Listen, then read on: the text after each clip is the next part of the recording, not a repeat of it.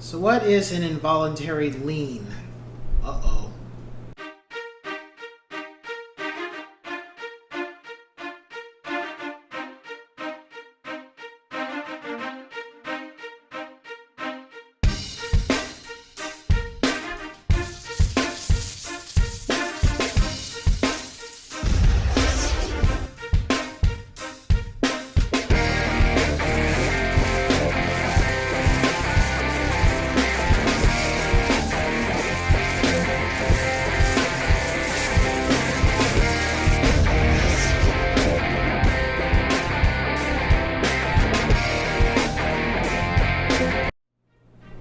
What's going on, ladies and gents in Cyberland? Coming back to another educational real estate video. And this time we're going to talk about involuntary liens and what are they. So, where does an involuntary lien come from? Well, a lien is something that normally is put against your property. And normally for an involuntary lien, that means it's something that you didn't actually want, but it's because you didn't pay your taxes, you had something in regards to a type of debt that you didn't pay off, a credit card debt, and what ends up happening is the creditors or the people that you owe money to will now go to the court and have a lien issued against your property, and until that debt is settled, you will no longer be able to, for example, refinance your property.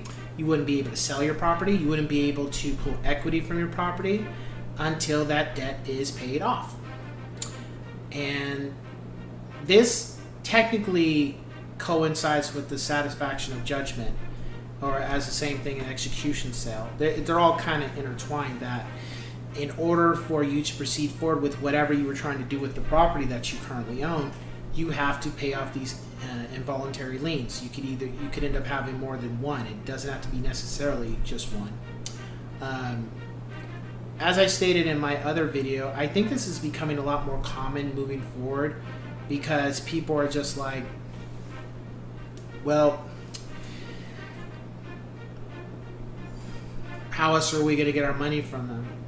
You know, if somebody just doesn't own anything, then they'll just do credit card debt. They'll put it on your credit report. And now too, just so you know, for people who feel like that's not a big deal, credit card debt can be a hindrance for you getting a new job, a well-paying job. It can also be a hindrance for you trying to find a new place to rent, trying to open a credit card that you need to improve your credit, trying to purchase a car.